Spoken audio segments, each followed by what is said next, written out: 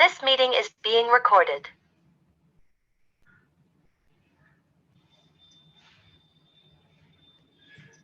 Hi, welcome to this webinar by Sritara. Can you all hear me and see me clearly? Okay, great. I'm Surbhi Khurana, one of the mentors at Sritara. So mental wellness doesn't mean being happy all the time. It means being able to live everyday life with awareness. We all get stressed or angry, but the focus should be on finding a solution to all your problems. That is, working on your mental health should be your main priority. And Sritara's team helps you work on your mental health. In today's webinar, we will be answering the questions we received last time on communication issues, spending issues with spouse, forgetting the past, and in the end, our founder, Mrs. Shanti Bawa, will answer the questions that we received today. You're also free to ask questions in the chat box or on our WhatsApp number. We will try to answer as many questions as we can today. And if due to time constraint, we cannot answer your question today, we will definitely take it up in our subsequent webinars. So let me start with one of the questions that we received last time. The question was, I'm unable to convey my point of view, neither at work nor at home. I'm misunderstood by people. What can I do about it? So basically, you don't need answers to your problems. What you need is solutions. So today I will try to show you all the sides of this issue. Let me begin with the first side. See, when do you feel you're not able to communicate your point of view? Let me give you an example for this. Suppose you want to keep a full-time maid, but your parents or in-laws or your spouse don't want to. तो आप उनको बताने की कोशिश करते हो कि full time made ना होने की वजह से आप बच्चों को टाइम नहीं दे पाते हो, आप अपनी हेल्थ पे भी ध्यान नहीं दे पाते हो, प्लस आपकी जॉब भी तो है, ऑल्सो आपके आसपास जानने वालों ने इसीलिए फुल टाइम मेड रखी हुई है और इससे उनकी लाइफ काफी कंफर्टेबल है, क्योंकि आपके घर वाले इस बात को अप्रूव नहीं कर रहे होते, so you feel you are not able to convey your point of view. You only feel your point of view is being conveyed when what you're saying is heard, understood, and agreed. यानी कि जब तक आपकी बात सुनी, समझी और मानी ना जाए, तब तक आपको लगता है कि आपकी बात communicate नहीं हुई. Now, another side to this issue is that your spouse or in-laws or whoever you have a problem with is not listening to you, but your friend, your mother, your brother, your sister, everyone else is understanding you. But this problem doesn't get solved if they listen to you. This problem remains as it is. In fact, you feel since your friend is understanding you, so what you're saying is right. And maybe one day your spouse will also understand you. So your problem is that the person you have a problem with is not understanding you, whereas everyone else around you is understanding your point of view. But that doesn't solve your problem. So what you need to understand in this is that you cannot see that your spouse also has a point of view for this full-time maid issue. He also wants you to see his point of view, but you are not seeing it. He feels full-time maid should not be employed because then you will have no privacy. Plus, when you go out of the house, she will be all alone and she can use anything, even your bed. So hygiene cannot be maintained. And your kids will stop doing their own work and will start depending on the maid for the minimal work that they do right now. And then later in life, it will get very difficult to make them independent. So see, when your spouse talks to his friend or brother or parents, they understand his point of view and he feels only you are not understanding his point of view. If you also understand, then there will be no issue. But only if one wants to understand, something can be communicated to them. Now, another side to this issue is when you talk, कुछ बातें communicate होती हैं और कुछ बातें communicate नहीं हो पाती. So to summarize what I said is before communicating all these, you should know or understand all these aspects of communication. And just like you are not able to communicate your point of view, others too are not able to communicate their point of view to you. And since you feel hurt when you're not able to express yourself, similarly, other too feels hurt when he's not able to express himself to you. So before taking the pain of conveying your point of view to others, understand why others get hurt, why you get hurt, reasons of your fight, and then you can freely say your point of view. क्योंकि जैसे आप नहीं लड़ना चाहते, दूसरा भी नहीं लड़ना चाहता आपसे. And yes, it is possible that you say your point of view freely and fearlessly. That is, you do not have to suppress. And if the other conveys his point of view, you do not get hurt or end up fighting. Hope this helped.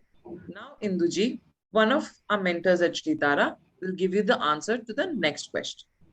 Over to Induji. Hello, I am audible. Am I audible? Yes. Okay. अभी जैसा कि सुरभि ने कहा है कि मैं आपके अगले प्रश्न को लूंगी, लेकिन उससे पहले मैं आपको अपने बारे में कुछ बता दूं. तो मेरा नाम है इंदु और मैंने 35 साल तक एज ए टीचर और बाद में प्रिंसिपल की पोस्ट पर काम किया है. मेरी लाइफ में भी कुछ अनसुलझे सवाल थे जिसकी वजह से मैं परेशान थी. लेकिन फिर जब मैंने Shri Tara school of wellbeing के साथ जुड़ी और मैंने प्रोसेस को फॉलो करके काम किया तो मुझे क्लैरिटी मिली, जिससे मेरे मन को आराम मिला. और एक बात ये भी थी कि मुझे हमेशा से ही दूसरों की मदद करना पसंद था. वो मदद चाहे मानसिक हो, आर्थिक हो या शारीरिक हो. अब आर्थिक और शारीरिक मदद तो कोई भी कर सकता है, लेकिन मानसिक स्तर पर मदद करने के लिए मुझे कोई क्लैरिटी नहीं थी और कोई दिशा नहीं मिल रही थी. फिर जब मैं श्री तारा स्कूल के साथ जुड़ी तो मुझे क्लैरिटी के साथ साथ दिशा भी मिली कि कैसे मैं लोगों की मानसिक स्तर पर मदद कर सकती हूँ. और अब इसी भाव के साथ मैं VRS लेकर पूरी तरह से इस टीम के साथ जुड़ी हूँ. और अब आती हूँ आपके प्रश्न पर. प्रश्न ये है कि मेरे हस्बैंड मेरे छोटे मोटे खर्चों पर भी मुझे कुछ ना कुछ कह ही देते हैं, जबकि वो खुद कुछ भी कहीं भी बिना कुछ सोचे समझे खर्चा कर देते हैं. उनसे कोई कुछ भी नहीं कह पाता.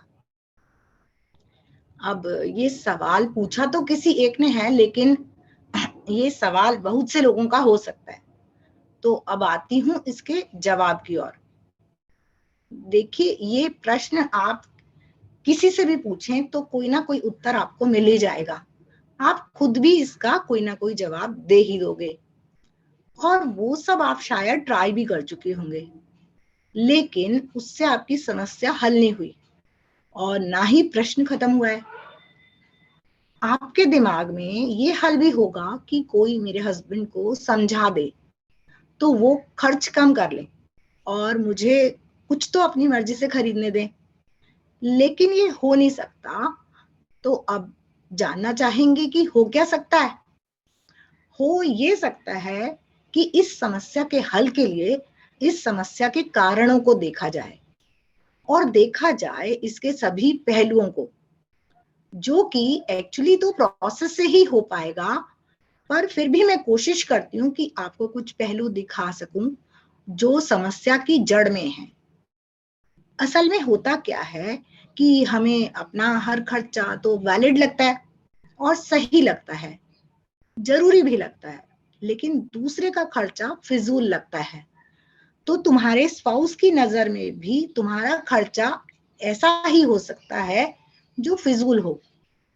दूसरा पहलू जो आप मिस कर रही हैं वो ये कि फिजूल खर्च की कोई ऑथेंटिक और यूनिवर्सल डेफिनेशन तो है नहीं.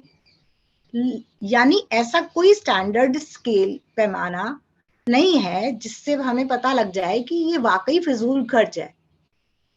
ये तो हर कोई अपनी अपनी समझ से डिसाइड कर रहा है. तुम भी तो अपनी समझ से ही डिसाइड कर रही हो, तो वो क्यों नहीं अपनी समझ से डिसाइड करें. और कई बार हम समस्या का धुआं बना लेते हैं धुआं बना लेने से मेरा मतलब है कि हम स्पष्टता से नहीं सोचते कि स्पाउस ने कितना खर्चा ज्यादा किया है, किस पर किया है, और तुम्हें किस किस खर्चे के लिए रोका गया, ताकि आपको स्पष्टता हो कि इस महीने में 500 या 5000 का खर्चा ऐसा था जो नहीं भी किया जा सकता था, और 200 या 2500 का खर्चा ऐसा भी था जो तुम करना चाहती थी पर तुम्हारे स्पाउस ने तुम्हें रोक दिया। उससे आपके मन में इस समस्या का धुआं बनने की बजाय स्पष्टता होगी कि इतने पैसे हमारे बच सकते थे पर खर्च हो गए, और कई खर्चे जरूरी थे जो नहीं करने दिए गए। और सबसे जरूरी बात कि समस्या कोई भी हो, उसके हल के लिए तुम्हें ये जानना जरूरी है कि जीवन में किसका कितना महत्व है। तभी तो तुम जान पाओगे कि किस बात के लिए कितना परेशान होना है, कितना कहना है, कितना लड़ना है। आपको देखना होगा कि पैसा इंपॉर्टेंट है या पति के साथ आपका रिश्ता इंपॉर्टेंट है। यहाँ मैं आपको ये नहीं कह रही कि आप इस बात को छोड़ दें। ये सारे पहलू देखने के बाद भी आपका मन करेगा ही लाइफ पार्टनर से अपनी बात कहने का, क्योंकि ये तुम्हारे मन में शिकायत है उनके प्रति। और किसी ने कहा है कि बहुत अंदर तक जला देती हैं वो शिकायतें जो बयां नहीं होती। आपको चुभता तो रहता है उनका फिजूल खर्च, लेकिन आप नहीं जानती कि उनको कहा कैसे जाए, क्योंकि कुछ भी कहते ही बात टेक ऑफ कर जाती है। सामने से भी कुछ ना कुछ ऐसे जवाब आते हैं कि आपको लगता है इससे अच्छा तो कुछ ना ही कहा जाए। बात कब मुद्दे से हटकर एक दूसरे के दोषों पर आ जाती है पता ही नहीं चलता, और मुद्दा कहीं खो जाता है। दोनों का मूड भी खराब हो जाता है। वाइफ सोचती है कमाल है, ये मुझे बेवकूफ समझते हैं, क्या मुझे पैसे मैनेज करने की समझ नहीं है। और उधर हस्बैंड सोच रहा है कि मैं घर के लिए कितना भी काम की चीज लाऊं, इसे कदर ही नहीं होती। जैसे ही आप बात करने की कोशिश करती हैं, घर का माहौल भारी हो जाता है। अगर तुम्हें अपनी बात कहनी है तो इस कहने को सीखने के लिए तुम्हें प्रोसेस से काम करना होगा। तभी तुम्हें बताया जा सकता है कि कैसे अपनी बात को रखा जाए। एक्चुअली ये प्रॉब्लम कम्युनिकेशन की है, और कम्युनिकेशन को समझा जा सकता है, सीखा जा सकता है। और अभी भी यदि आपको लगता है कि आपकी कुछ बातें रह गई हैं, तो आप नीचे लिखे व्हाट्सएप नंबर पर हमें लिख सकते हैं या कांटेक्ट भी कर सकते हैं। और अब आगे की बात के लिए over to Mansi. Thank you. Good evening, audience. I hope I am audible. Yeah. Okay. So we had taken 2 questions from the last webinar, but we did receive few more questions in our chat box, which are, I am not able to forget the painful memories of the past and it's hampering my physical health and I'm not able to sleep properly. Please advise. Second, how to get out of negative thinking. Third, जब मैं sleeping mode में आती हूँ तो mind relax नहीं हो पाता, जिसकी वजह से स्लीप इश्यूज होते हैं. And last is fear of isolation. So before Shanti ji addresses these questions, I would like to ask you if you find our talks relatable and useful. So please type "you" in the chat box and do subscribe us on Insta, Facebook, YouTube, and share it with your friends and colleagues. We have shared our Instas and social media links on the chat box. Secondly, our next webinar will be on fear. So it would be great if you guys could type in about your fears. It could be about anything. You're fearful of a person, some particular incident, or some situation. And we would try to cover it next session. यानी कि हमारा next webinar fear से related होगा. आप हमें WhatsApp पर लिख सकते हैं अगर आपको किसी बात से, किसी इंसान या किसी घटना, लड़ाई से, असफल होने से, ओल्ड एज से, डेथ से डर लगता हो. Over to Shanti ma'am. Thank you. क्या आप मुझे सुन पा रहे हैं? ओके, सभी को नमस्कार। सबसे पहले मैं पास्ट को भूलने की समस्या की ही बात करती हूँ। जैसा कि किसी ने पूछा भी है, I am not able to forget the painful memories of past and it's hampering my physical health and I am not able to sleep properly, please advice.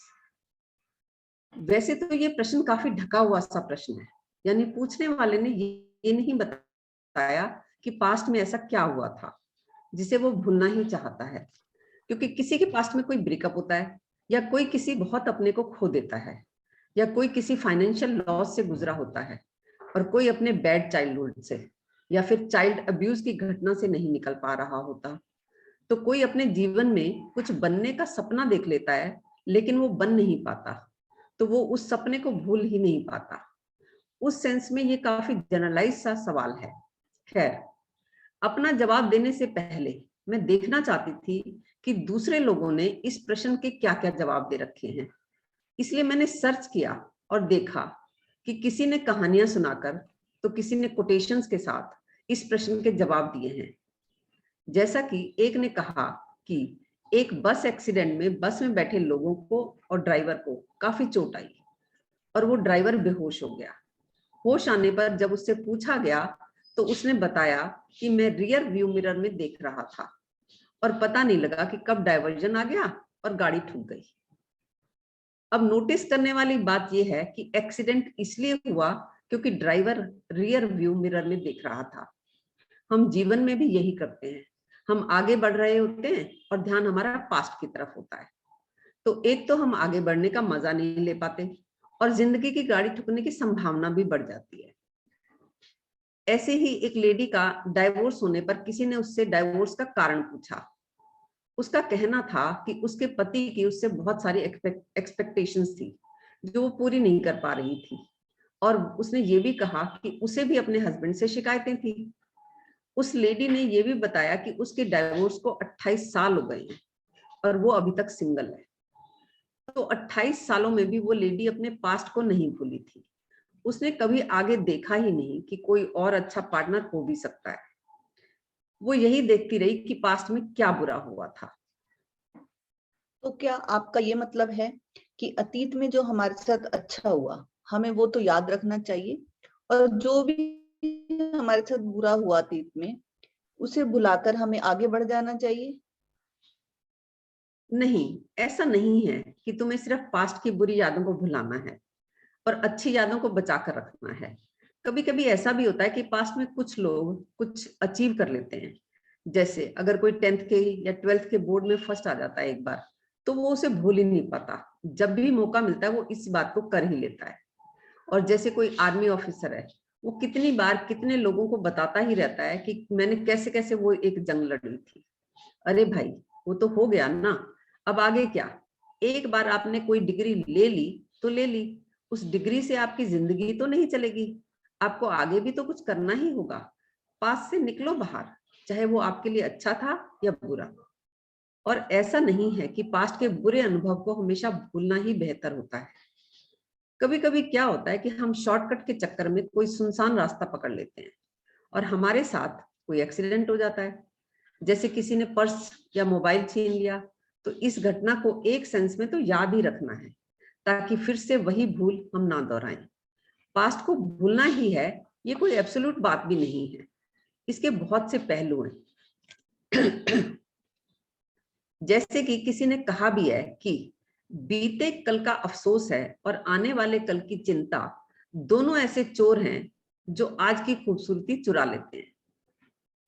और किसी ने वर्तमान में जीने को लेकर बहुत ही सुंदर ढंग से कहा है कि समेट लो इन नाजुक पलों को, न जाने ये लम्हे कल हो न हो।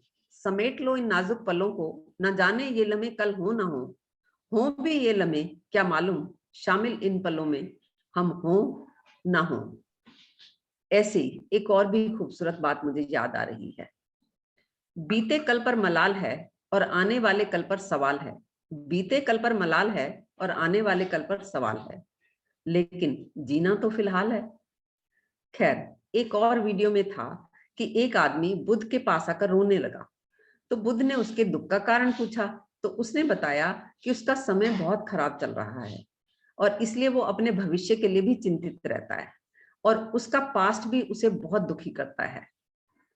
तो बुद्ध ने उसे एक कहानी सुनाई कि एक पक्षी मजे से आकाश में उड़ता था और सभी पक्षियों की तरह उड़ते हुए जीवों को पकड़कर खाकर मस्त जीवन जीता था।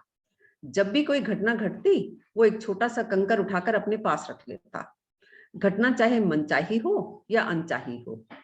और फिर बाद में वो अपनी मनचाही घटनाओं के कंकरों को देखकर उनसे जुड़ी घटनाओं को याद करके खुश होकर हंसता था और रो लेता था उनको याद करके जो उसके जीवन में अनचाहा घटा था। वो उन सभी कंकरों को अपने साथ रखता था। जब वो आसमान में उड़ता था तब भी, जमीन पर चलता था तब भी, और बरसात के दिनों में पानी में अपना खाना ढूंढने जाता था तब भी। जैसे जैसे समय बीतता गया उसके पास कंकर बढ़ते गए। उसे लगता कि ये मेरी अनमोल यादें हैं। वो उन्हें छोड़ना नहीं चाहता था, लेकिन उसके लिए उन कंकरों के साथ उड़ना या चलना मुश्किल होता गया। वो पक्षी जो कुछ समय पहले तक आजादी से उड़ता था, चलता था, पानी पर भी तैर लेता था, अब वो अपने लिए खाने का इंतजाम नहीं कर पा रहा था, ना तो उड़कर, ना चलकर, ना ही तैरकर। वो भूखा था, वो प्यासा था, लेकिन वो बड़ी बहादुरी से अपनी अनमोल यादों को अपने साथ ही रखे रखना चाहता था। आखिर वो भूख और प्यास से मर गया और रह गई कंकरों के रूप में कुछ यादें। इस कहानी को सुनकर वो आदमी अपने पास से निकल गया। अब ये कहानी सच है या नहीं, ये तो मैं नहीं जानती, पर ये सभी उत्तर हमें जचते हैं, सुनने में बड़े प्यारे लगते हैं, दूसरे को समझाने के लिए काम भी आते हैं। लेकिन ये सारे उत्तर आपको ये बताते हैं कि पास्ट को याद रखे रखना हमें भारी करता है। पास्ट को ढोना किसी लाश को ढोने जैसा है, इसलिए हमें पास्ट को भूल जाना चाहिए। लेकिन ये तो हम जानते ही हैं और हम भी तो पास्ट को भुलाना ही चाहते हैं, इसलिए तो हमारा ये प्रश्न है। इस प्रश्न के उत्तर के तौर पर हमें अलग अलग तरीकों से यही बता दिया जाता है कि पास्ट को याद रखे रखना बिल्कुल भी अच्छी बात नहीं है, इसलिए पास्ट को याद मत करो। लेकिन कैसे, ये तो कोई बताता नहीं। तो आपका कहना है कि सभी पास्ट को भुलाना ही चाहते हैं, लेकिन लाख कोशिशें करने के बाद भी कोई इस समस्या से निकल नहीं पाता। तो ऐसी क्या कमी रह जाती है कोशिशों में कि अतीत भूत की तरह हमारा पीछा ही नहीं छोड़ता, और शायद इसीलिए इसे भूतकाल भी कहते हैं। हाँ, मैं इसी बात पर आ रही हूँ। अब ये तो हम सब जानते ही हैं कि पास्ट को ना भूलना व्यर्थ बात है और ये बहुत बड़ा पहलू है। पर किसी समस्या का सिर्फ ये एक पहलू देख लेने से या बढ़िया बढ़िया शेर सुनकर या कोट्स पढ़कर हम अपनी समस्याओं से बाहर नहीं निकल पाते। लेकिन ये कोई एब्सोल्यूट बात भी नहीं है। इन रेयर केस कोई कोई इंसान बाहर निकल भी आता है, क्योंकि वो पहले से ही अपनी कोशिशों से थक चुका होता है पास्ट में बहते बहते। तो जैसे कोई चीज टूटने वाली होती है पर वो आखिरी चोट काम कर जाती है। खैर, पास्ट को भूलने के लिए एक्शनेबल स्टेप्स क्या हो सकते हैं, इसकी बात करते हैं। देखिए, अगर पास्ट को भूलना है तो कोशिश ही मत करो भूलने की। भूलने की कोशिश करने का मतलब है याद रखे रखना। वैसे तो भूलना हमारे नेचर में है, हमें ये तक याद नहीं रहता कि कल सुबह खाया क्या था। कोशिश तो याद रखने के लिए की जाती है, भूलना तो हमारा स्वभाव है। याद रखने के लिए ही तो हम रिमाइंडर्स लगाते हैं, किसी अपने को कहते हैं कि तुम मुझे याद दिला देना, कहीं डायरी वगैरह में लिख कर रखते हैं, रुमाल में या पल्लू में गांठ लगाते हैं। लेकिन भूल तो हम सभी अक्सर जाते हैं। किसी चीज को, किसी बात को, किसी बंदे को याद रखने का या कहें कि कभी ना भूलने का एक और भी तरीका है। वो ये कि तुम रोज कहो कि मैं तो इसको भूलना चाहता हूँ, मैं एक्स घटना को या वाई बंदे को या जेड बात को भूलना चाहती हूँ। तो तुम रोज इन एक्स वाई जेड को याद करोगे कि मैं इन्हें भूलना चाहता हूँ। तो तुमने एक्स वाई जेड को भूलने की कोशिश में रोज उसे याद किया, तो फिर भूलोगे कैसे? जब भी पास्ट के बारे में कुछ विचार आए तो वहीं रुको, वहीं बैठ जाओ और कहो कि आइए आइए। और जैसे सड़क पर चल रहे लोगों को तुम अपनी बालकनी से देखते हो, उन विचारों को भी देखने लग जाओ। उन विचारों को रोकने की कोशिश ही मत करो। उन विचारों को रोकने का मतलब है उन्हीं विचारों के साथ रहना। और तटस्थ भाव यानी इनडिफरेंट होकर उन विचारों को देखने का मतलब है कि तुम बीच में नहीं आ रहे। वो विचार आए तो आए, ना आए तो ना आए। जैसे स्कूल में जब बच्चे कहीं भी शोर मचा रहे होते हैं और वहां प्रिंसिपल आ जाए तो उन बच्चों को कुछ कहना नहीं पड़ता, वो स्वयं ही चुप होकर व्यवस्थित हो जाते हैं। प्रिंसिपल की उपस्थिति ही काफी हो जाती है। ऐसे ही जब भी तुम्हें वो विचार आने लगे जो तुम नहीं चाहते, तो तुम उन विचारों के सामने उपस्थित हो जाओ। और मुझे लगता है कि इस संबंध में एक इम्पोर्टेंट पहलू ये भी है कि हम जिस व्यक्ति या जिस चीज को जितना महत्व देते हैं उतना वो हमें याद रहता है और उसे भुलाना मुश्किल होता है। हाँ, बिल्कुल सही कहा तुमने। जैसे कि तुम्हारे मन में पैसे का महत्व होता है, तो तुम्हारा पैसा जुड़ा है तुम्हारी नौकरी के साथ और नौकरी जुड़ी है तुम्हारे बॉस के साथ, तो तुम्हारे मन में बॉस का महत्व है। इसलिए अगर बॉस तुम्हें कोई काम बताता है तो तुम नहीं भूलते, और तुम्हारा स्पाउस तुम्हें कोई काम बताता है तो तुम अक्सर भूल जाते हो। तो तुम ये मत पूछो कि कैसे भूलें पास्ट को, तुम ये समझो कि लाइफ में क्या कितना इंपॉर्टेंट है। अब तुम कहोगे कि अच्छा तो मैडम फिर यही बता दीजिए। देखिए, इसकी लिस्ट बनाकर तुम्हें नहीं दी जा सकती।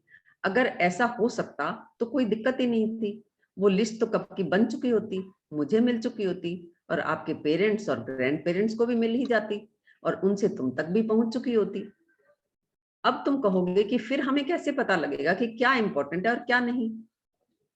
ये सब तुम्हें तुम्हारी समस्याओं के रेफरेंस में ही बताया जा सकता है, जिसे तुम प्रोसेस में आने के बाद ही जान सकोगे। लेकिन जब भी तुम परेशान होते हो और समझ नहीं पाते कि क्या करें क्या ना करें, तुम ये नहीं जानते कि जीवन को बेहतर बनाने के लिए हमें काम करना होगा। तुम परिचित हो प्रार्थनाओं से, पूजा पाठ से, मंत्रोच्चारण से, ध्यान से, मेडिटेशन से, लेकिन हम कह रहे हैं कि जीवन को बेहतर बनाने के लिए समझना होगा, और समझने के लिए काम सभी को खुद ही करना होगा। तभी तो किसी ने कहा है कि उठाना खुद ही पड़ता है थका टूटा बदन अपना, कि जब तक सांसें चलती हैं कोई कांधा नहीं देता। लेकिन आप झूठी आशा में जीते रहते हैं कि कोई तो होगा जो फटाफट बता ही देगा मेरी समस्या का हल। और मैं जानती हूं कि आप यहाँ भी इसी उम्मीद से आए हैं। आप सभी को ऐसा लगता है कि फटाफट हल क्यों नहीं बता दिया जाता। तुम सोचो कि तुम पास्ट को भूलना चाहते हो, तुम अपने हर फियर से निकलना चाहते हो, तुम रिलैक्स होकर सोना चाहते हो, तुम अपने नेगेटिव थॉट से बाहर आना चाहते हो। तो क्या तुम्हारी इन समस्याओं का कोई ऐसा हल हो सकता है कि तुम्हें कुछ भी ना करना पड़े और मैं तुम्हें कोई मंत्र दे दूं या जादू की छड़ी दे दूं और तुम पास्ट को भूल जाओ, अपने फियर से और नेगेटिव थिंकिंग से बाहर आ जाओ और सुख की नींद सो सको? ये तो तुम्हारा भी अनुभव कभी ना कभी रहा ही होगा कि ऐसा कोई मंत्र हो नहीं सकता, ऐसी कोई जादू की छड़ी भी नहीं हो सकती, यानी ऐसी कोई 2-4 टिप्स नहीं हो सकती कि मैं तुम्हें दे दूं और तुम्हारी समस्याएं हल हो जाए। आज मैंने तुम्हें पास्ट को भूलने के संबंध में कुछ दूसरों की बातें बताई और कुछ पहलू अपनी तरफ से भी दिखाए। तुम क्या सोचते हो, उन बातों को सुनकर तुम अपने पास्ट को भूल जाओगे? नहीं, तुम पास्ट को तो नहीं भूलोगे, पर मेरी इन बातों को भूल जाओगे और फिर तुम वहीं खड़े रह जाओगे जहां मेरी बातों को सुनने से पहले खड़े थे। इस संबंध में एक उपयोगी बात यह भी है कि अतीत से सीखो, आज के लिए जियो, कल की आशा करो। सबसे जरूरी है कि प्रश्न पूछना बंद मत करो। असल में हम में से काफी लोग प्रश्न पूछना बंद नहीं भी करते, लेकिन हमारे मन का ये सहज स्वभाव है कि हमारा मन जवाब फटाफट चाहता है। मन क्यों फटाफट जवाब चाहता है, इसके कारण है जो आपको बताएंगी कांता वाधवा। Over to Kanta. मैं कांता वाधवा दिल्ली यूनिवर्सिटी के एक रिटायर्ड एसोसिएट प्रोफेसर हूँ। सितारा स्कूल ऑफ वेलबींग की फाउंडर शांति पावा, जो मेरी बहुत अच्छी दोस्त भी है, उसकी मदद से मैंने अपने जीवन की समस्याओं और उनके रूट कॉज को जाना, और पूरे प्रोसेस से काम करने के बाद अब मैं कह सकती हूँ कि मुझे मन का आराम मिला और मैं अपनी हर सिचुएशन को पहले से बेहतर ढंग से डील कर पाती हूँ। जैसा कि शांति ने कहा कि हर व्यक्ति सोचता है और चाहता है कि चाहे किसी को अपनी समस्याओं के झटपट हल मिले हों या ना मिले हों, मुझे तो फटाफट हल मिल ही जाए तो मैं उन्हें पूरी तरह से यूज करके आराम से जी लूं। ये संभव ही नहीं है, पर फिर भी सभी फटाफट हल क्यों चाहते हैं? इसके 3 कारण हैं। पहला कारण है कि प्रत्येक व्यक्ति को लगता है कि उसका तो कुछ खास ही मामला है, कोई और तुरंत समझे न समझे पर वो समझ जाएगा। उसके लिए एक अरबी कहावत है कि जब भी कोई पैदा होता है परमात्मा उसके कान में मजाक कर देता है कि मैंने तुझे कुछ खास ही बनाया है। सभी उस मजाक का शिकार होते हैं। मैं भी इसी मजाक की शिकार थी एक उम्र तक, अपने आप को खास समझती थी, पर अब दिखता है कि सभी एक जैसे हैं, कोई ऊंचा नीचा नहीं, कोई खास नहीं।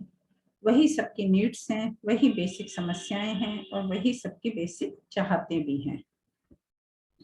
दूसरा कारण ये है कि क्योंकि हमारा मन एक पल भी दुख में रहना नहीं चाहता, मन एक भी समस्या चाहता ही नहीं, मन जितनी जल्दी हो सके दुख से निकलना ही चाहता है और मन को सुखद कल्पना करने में जरा भी जोर नहीं आता, इसलिए कुछ भी कल्पना कर लेता है हमारा मन। आपको लग सकता है कि चाहे ये लोग प्रोसेस से काम करवाते हों, पर मैं तो तुरंत हल लेकर जल्दी ही अपनी समस्याओं से छुटकारा पा लूंगा या पा लूंगी। परंतु ये आपके मन की भूल है कि वो ऐसी चीज चाहता है जो कि संभव ही नहीं है। तुरंत हल चाहना मन का स्वभाव है, लेकिन मन का ये भी स्वभाव ही है कि तुम अपने मन को रोक कर उससे ठीक से कारण सहित समझाओ कि तुम जो चाह रहे हो वो पॉसिबल नहीं है, तो मन समझ भी जाता है। तीसरा कारण है कि ये समझ ग्रेविटी का नियम या कार के इंजन बनाने जैसा काम नहीं है कि खोजा एक ने और दूसरों ने उसका यूज कर लिया और मेहनत बच गई। इसके लिए और ना ही इस समझ को पैसे या प्रॉपर्टी की तरह कोई किसी को भी ट्रांसफर कर सकता है। ये समझ सभी को अपने लिए अर्न करनी पड़ती है और इसके लिए सभी को काम करना पड़ता है। मैंने भी काम किया और जाना कि तुरंत हल दिए ही नहीं जा सकते, और यही कारण है कि हमने अपने पिछले वेबिनार में भी कहा था कि तुम्हें उत्तर नहीं उपाय चाहिए और इसके लिए प्रोसेस फॉलो करके काम करना होगा। हम कितने भी उत्तर आपको दे दें, आपकी समस्याएं हल नहीं हो सकती, और प्रोसेस से काम करोगे तो आप अपनी हर समस्या को खुद ही हल कर पाओगे। ये प्रोग्राम तुम्हें मन और जीवन के स्वभाव की बेसिक बातें ही बताएगा, जिससे आपको हर समस्या का उपाय हमसे नहीं अपने आप से मिलेगा। क्या है ये बेसिक्स और कैसे तुम बेसिक्स को समझकर अपनी हर समस्या को सॉल्व कर पाओगे, इस बात को एक्सप्लेन करेंगी Shanti Pawa. Over to Shanti. Am I audible? Okay. जैसा कि कांता ने बताया कि हमारे प्रोग्राम के कुछ बेसिक्स हैं, तो पहले तो मैं आपको ये एक्सप्लेन कर दूं कि ये बेसिक्स हैं क्या। बेसिक्स क्या हैं, इसे आप इस एग्जाम्पल से समझ सकते हैं। हमारे मन और जीवन के संबंध में अगर मैं कहूं किसी को तुम व्यवहार की समझ दे ही नहीं सकते, या फिर कहूं कि किसी को समझाया नहीं जा सकता, तो आप तुरंत कह सकते हो कि आप लोग वही तो कर रहे हो। तब मैं कहूंगी कि हम आपको आपकी मर्जी के बिना नहीं समझा सकते, और आप इच्छा तो रखो मगर प्रोसेस से काम ना करो तो भी हम आपको नहीं समझा सकते। तो शॉर्ट में ये एक बेसिक है कि किसी को समझाया नहीं जा सकता, पर आप इसे सिद्धांत की तरह ले लें तो ये व्यर्थ ही नहीं, नुकसानदायक भी है, क्योंकि फर्क इस बात से पड़ जाता है कि आप इस बात तक पहुंचे कैसे हैं। कहीं किसी महान आदमी का कोट पढ़कर, या किसी बुक से, या किसी की स्पीच सुनकर इस बात तक पहुंचे हैं, या फिर इस बात के हर पहलू को देखकर एनालिसिस करके अपने जीवन के अनुभव से रिलेट करके पहुंचे हैं। और यही बात बाकी के बेसिक्स के लिए भी होगी। सिद्धांत, नियम और प्रिंसिपल्स 1 मिनट में पकड़े जा सकते हैं और फिर मन को भ्रम हो जाता है कि मुझे समझ में आ गया, और फिर बिना समझे ही समझ का एहसास होने लगता है। पर सिचुएशन आने पर वो समझ काम नहीं आती, क्योंकि हमने बिना समझे उसे पकड़ा था एज ए प्रिंसिपल, बिना पकाव के, बिना अनुभव से रिलेट किए। बातों को हर एंगल से देखे बिना श्रेष्ठ से श्रेष्ठ बात भी काम नहीं आती।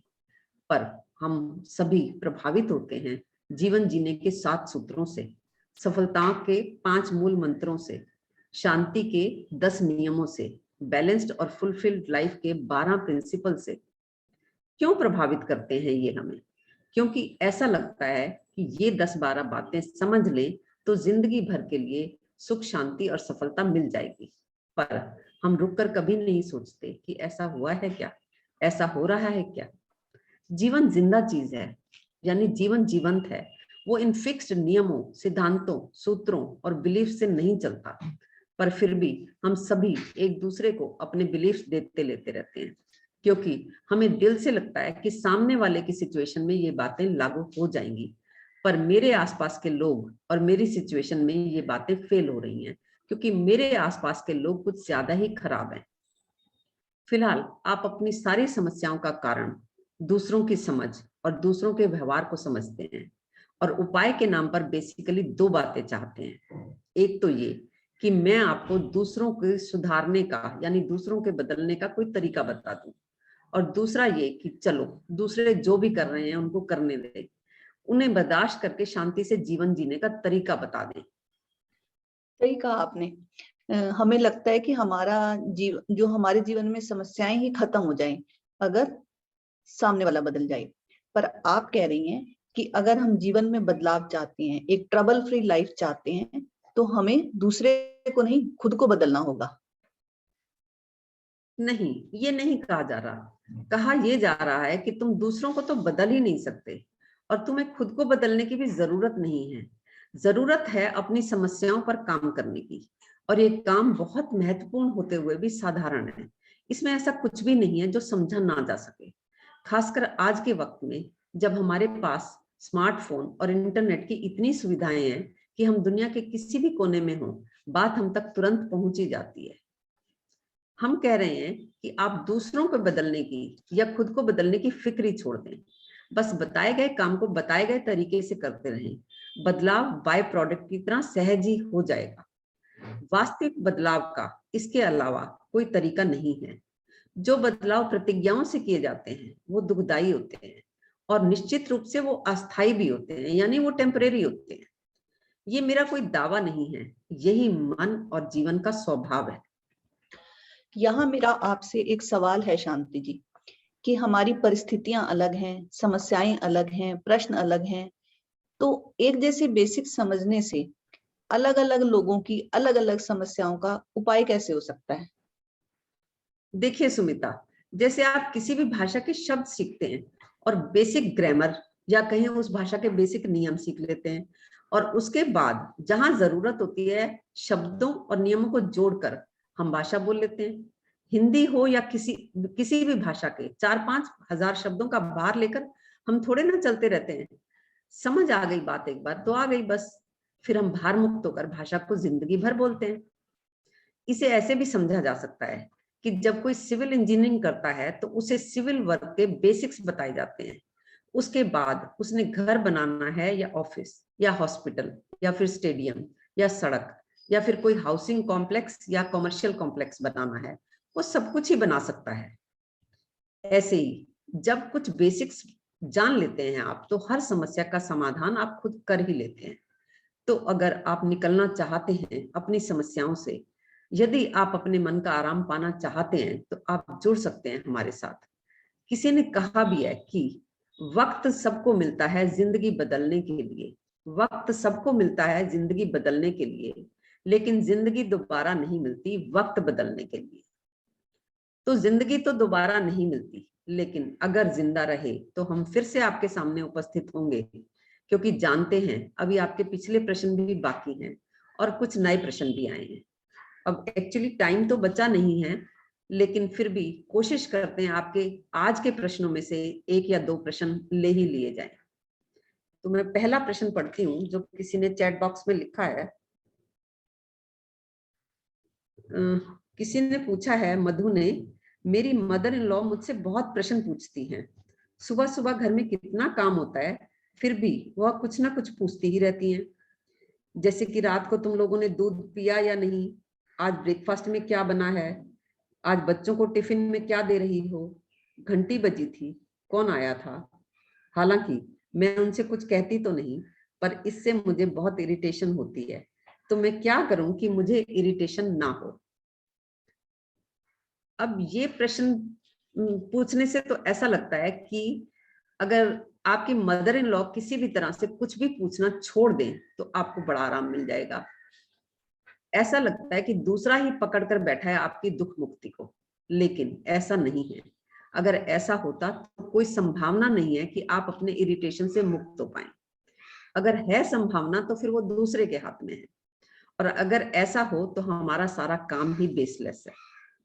देखो, तुम जब एक साथ रहते हो तो एक दूसरे से पूछना बताना तो चलेगा ही, लेकिन क्या होता है कि तुम जब खुद किसी से कुछ भी पूछते हो तो तुम्हें अपना पूछना तो सही लगता है, वैलिड लगता है, जरूरी भी लगता है, और तुम्हारे कुछ पूछने पर सामने वाला अगर इरिटेट होता है तो तुम्हें लगता है कि कमाल है, इतनी सी बात तो पूछी थी, इसमें इरिटेट होने की क्या बात है। और तुम्हें उसका इरिटेट होना बिल्कुल भी अच्छा नहीं लगता, सही भी नहीं लगता। और वो कुछ कहे या ना कहे, तुम्हें उसकी आंखों से, उसके हाव भाव से, उसकी बॉडी लैंग्वेज से दिख ही जाता है कि वो इरिटेट हो रहा है। ऐसे ही जब तुम इरिटेट होती हो तो भले ही तुम अपने मुंह से कुछ ना कहो, सामने वाले को तुम्हारा इरिटेट होना दिख जाता है, जिससे रिलेशनशिप डिटोरिएट होते हैं।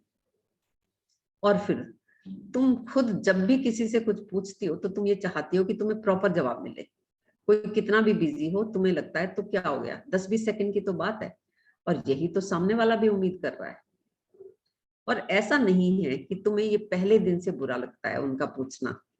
होता क्या है कि तुम्हारे रिलेशनशिप में और भी इश्यूज होते हैं जो एड्रेस नहीं होते। Over a period of time ये इश्यूज अकमुलेट होते जाते हैं, और तुम सिर्फ इन्हीं बातों पर नहीं, करीब करीब हर बात पर इरिटेट होती हो। असल में कोई कुछ भी कह रहा है या पूछ रहा है तो उसका कंटेंट मैटर करता है। अब ये जो बातें पूछी गई, तुम्ही बताई हैं, उनका जवाब देने में शायद तुम्हें 40-50 सेकेंड या फिर 1 मिनट लग जाएगा, लेकिन क्योंकि तुम्हारे मन में ये धारणा होती है कि इन्हें पता ही नहीं लगता, कि इन्हें पूछने ही नहीं चाहिए ये प्रश्न, इनको दिखता ही नहीं है कि मैं कितनी बिजी रहती हूँ, तो जवाब देने में तो कम वक्त लगता है। पर इन सब बातों से जो तुम्हारा मूड खराब होता है, जो तुम इरिटेट होती हो, उसमें वक्त ज्यादा लग जाता है और मन अलग खराब होता है। अब तुम्हारी धारणा है कि उन्हें ऐसे ऐसे पूछकर काम के वक्त डिस्टर्ब नहीं करना चाहिए, और उन्हें लगता है, या कहूं कि उनकी धारणा है कि क्या हो गया, पूछ लिया तो, काम तो वो हाथों से कर रही है, जवाब तो मुंह से ही देना है, इतनी सी तो बात है, बताने में दिक्कत क्या है। तो इस तरह करीब करीब हर मामले में तुम दोनों की ही अपनी अपनी धारणाएं हैं, और बियॉन्ड अ पॉइंट वो मिसमैच करती हैं, तो कन्फ्लिक्ट हो जाता है। तो तुम्हारी इरिटेशन का कारण, या कहें कि रूट कॉज, उनका पूछना नहीं है, रूट कॉज में है धारणाएं। तो अगर तुम अपनी हर धारणा से मुक्त हो जाओ, तुम अपने इरिटेशन से भी मुक्त हो सकती हो। और धारणा से मुक्त होने के लिए तुम्हें जरूरत है किसी धारणाओं से मुक्त व्यक्ति की, वो भी जिंदा।